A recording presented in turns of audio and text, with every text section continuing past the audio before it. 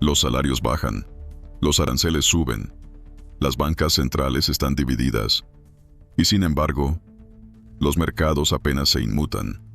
Estamos viendo algo inusual: fatiga arancelaria, desconexión macroeconómica y una calma peligrosa que podría romperse en cualquier momento. La pregunta que nadie se está haciendo es: ¿y si el verdadero riesgo ni siquiera está en tu radar?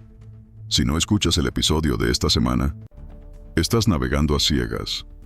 Actualización semanal del mercado. No es un resumen cualquiera.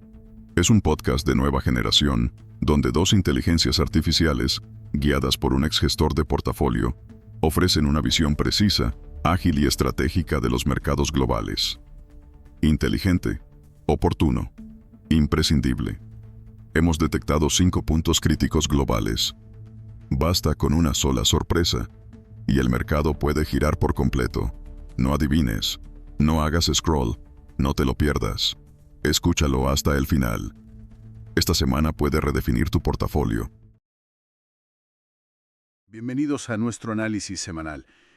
Los mercados globales, la verdad, mostraron una fachada de calma esta semana, casi como si ignoraran los nuevos tambores de guerra comercial, los aranceles.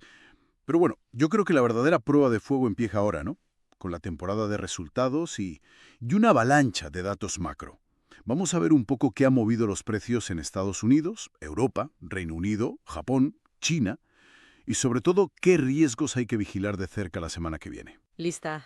Esa calma es, sin duda, el tema central. Yo me pregunto si es resiliencia genuina o simplemente están esperando antes de que lleguen los datos de inflación y los números de las empresas. Porque ahí es donde se juega la partida ahora mismo, ¿sabes? Totalmente.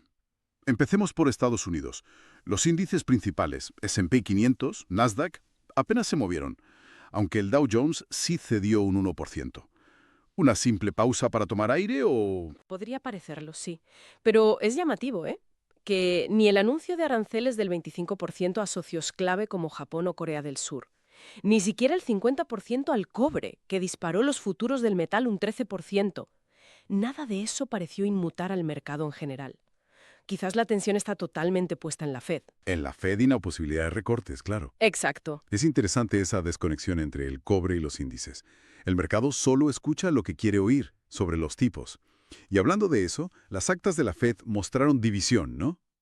Algunos miembros ven recortes ya. ¿Otros? Algunos nada de nada en 2025. Hay división, sí. El bono a 10 años terminó en 4,42%. Mientras tanto, vimos a Delta optimista, Nvidia alcanzando los 4 billones de capitalización. Cosas potentes. Sí. Y Bitcoin, ¿no? Ah, sí. Y no olvidemos el repunte de Bitcoin por encima de los $118.000, un 9% en la semana. Es una señal quizás de búsqueda de alternativas. Pero bueno, la conclusión en Europa es clara. Todo pendiente de los resultados del segundo trimestre y, sobre todo, de los datos de inflación que vienen ya. Vale, cruzamos el charco. Europa. Vimos ganancias al principio. El stock 600 subió más de un 1%. Pero luego como que se desinflaron un poco. ¿Culpa de los aranceles también? Yo diría que en gran parte sí. El optimismo comercial inicial chocó con la amenaza directa de aranceles específicos de EU a la UE. Y los datos macro tampoco ayudaron mucho, la verdad. Las ventas minoristas de la eurozona cayeron un 0,7% en mayo. En Alemania, bueno, la producción industrial mejoró algo, pero las exportaciones volvieron a flaquear. Entonces, esa recuperación europea es más frágil de lo que parecía. Definitivamente. El crecimiento de fondo sigue siendo, digamos, tibio, y la sombra de una guerra arancelaria con EU añade una vulnerabilidad importante. No es un entorno fácil, no. Mientras tanto, en el Reino Unido, el FTSE 100 marcaba un nuevo récord, subiendo un 1,34%. Pero, ¿eso refleja la economía real? Porque el PIB mensual volvió a contraerse. Es una dicotomía curiosa, la verdad. El PIB de mayo cayó un 0,1%. Ya es el segundo mes seguido de contracción. Pero por otro lado, el mercado inmobiliario parece que se estabiliza. Los precios planos, pero más transacciones. Y suenan campanas de posibles ayudas del gobierno, un nuevo esquema de garantía hipotecaria o algo así. O sea, una economía que renquea un poco, pero se aferra a la esperanza de estímulos y a la resistencia del ladrillo. Algo así. Pasemos a Japón. Nikkei y Topix cerraron en rojo. Allí las preocupaciones son más concretas. Por un lado, los aranceles de EU del 25%. Entran en vigor el 1 de agosto, aunque bueno, siempre hay margen para negociar. Pero lo que realmente dolió, yo creo, fue el dato de salarios reales. Una caída interanual del 2,9%. Peor de lo esperado. Eso sí que impacta en el bolsillo, ¿sabes? Aunque hubo un dato sorprendente de gasto de los hogares, ¿verdad? Subió un 4,7% interanual. Cierto, un dato que descoloca un poco. Sugiere cierta resiliencia del consumo, quizá. Pero el panorama general es de una recuperación interna muy inestable y a eso se suma la tensión política ante las elecciones del 20 de julio. Hay nerviosismo. Entendido. Y terminamos nuestro recorrido en China. Los índices subieron, el CSI 300 casi un 1%, la deflación persistente está alimentando las esperanzas de más estímulo por parte de Pekín. Pues todo apunta a eso. Los precios al productor llevan casi 3 años cayendo, un 3,6% menos en junio. El IPC subió mínimamente un 0,1%, pero parece más un eco de medidas previas que una tendencia sólida. Pekín está enviando señales, eso sí.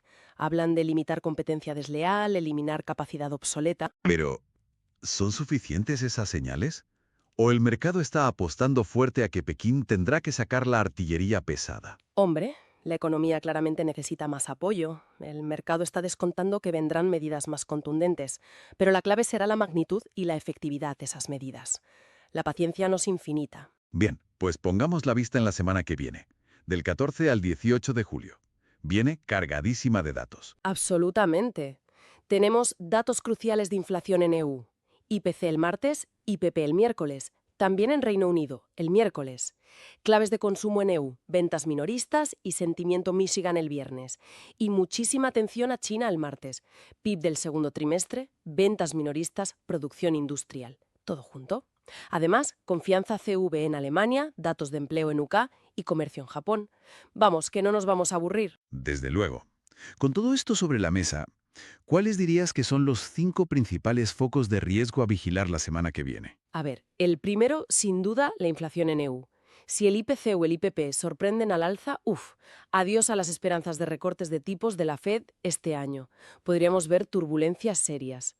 Segundo, la debilidad del consumidor estadounidense. Si las ventas minoristas o la confianza le fraudan, confirmaría que la incertidumbre por los aranceles está pasando factura de verdad. Tercero, imagino que China. Exacto, una decepción con los datos chinos o con los anuncios de estímulo. Si el PIB o las ventas del martes no cumplen y Pekín sigue con medidas, digamos, tímidas, la narrativa de recuperación podría descarrilar. Cuarto, una escalada en la tensión arancelaria, sobre todo si las negociaciones entre EU y la UE fracasan o se anuncian nuevas medidas. Ahí la volatilidad podría dispararse. Vale, ¿y el quinto? La incertidumbre política en Japón, después de las elecciones. Si la coalición gobernante sale debilitada de las elecciones del 20 de julio, podría paralizar o dificultar la implementación de políticas económicas necesarias. Entendido. Entonces, resumiendo, los mercados aguantan el tipo, por ahora, pero afrontan una semana crítica, resultados empresariales y una avalancha de datos macro, especialmente de inflación. La presión está sobre los beneficios y cualquier sorpresa inflacionaria podría cambiar todo el guión de los tipos de interés. Correcto. La próxima semana tiene el potencial de marcar el tono para el resto del verano, sin duda. La gran pregunta es si esta calma aparente es preparación para lo que viene, o si es una complacencia un poco peligrosa. Algo para seguir muy, muy de cerca. ¿Sigues aquí? Entonces eres de los que realmente quieren entender los mercados. Si esto te hizo pensar diferente, dale like, comparte y suscríbete. Los mercados más inteligentes necesitan mentes más despiertas. Crezcamos juntos. Nuevos episodios con IA cada semana.